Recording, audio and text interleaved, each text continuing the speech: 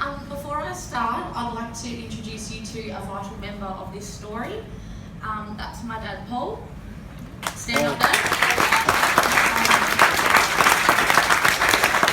He comes into this story later, but I thought I'd give you a visual early. And he's not single, sorry. My name is Hayley. I grew up on a flower farm in Somerville. I'm the eldest of 3 siblings. I work at Peninsula Orthodontics. I'm confident, although right now I'm nervous and very sweaty. I'm determined, I am outgoing, and I even at times like to think that I'm a bit funny. I like going to the movies, playing netball, and anything to do with food or eating. I also see a psychologist regularly to help me cope with crippling grief. I have post-traumatic stress disorder. I suffer from mild obsessive compulsive disorder, and I currently take antidepressants. If anyone in the room tonight thinks differently from my second introduction, I totally understand, but this is what we're working so hard to change. Because almost 8 people die by suicide in Australia every day. In 2015, a total of 3,027 people died by suicide.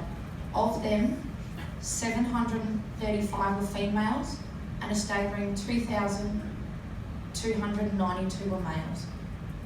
For every death by suicide, it's estimated that there is as many 30 attempts to end their lives. I could stand here for hours reading you the facts and figures, and if I thought it would help, trust me, I would. The reality is, this needs to stop, and these deaths can be prevented. Why I am up here speaking to you tonight? Because 6 months ago, on an ordinary Sunday night, my brother Ben became one of those statistics. Ben was 22 years old. He was employed full-time. He was a 3rd-year apprentice plumber. He has 3 loving sisters. He had enough savings to put a deposit on a house. Ben had a 19-year-old daughter.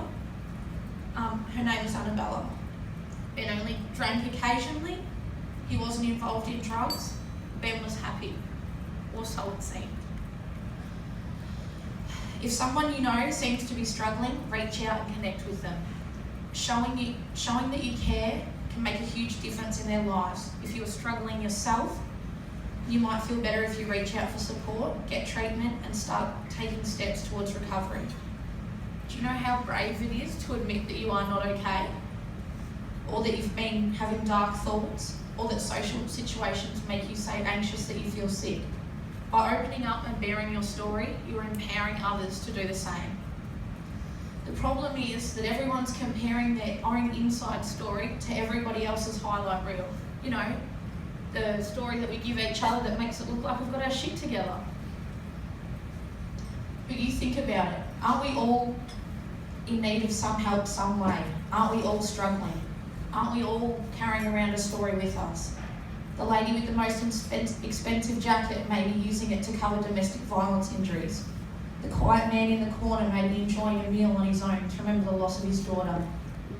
A girl who's requested to only see a female doctor because someone took away her innocence when she was younger. You never know the stories that people keep within. If you can help in some way, big or small, you should do it, because we're all in this together. And you may be the only nice thing that happens to that person today. After Ben, our family made a promise to each other that this was no more pain for us. We'd been through enough. Our family lost our mother 18 months prior. If we can help one person in this world, then that is enough, and we have done our job. So their family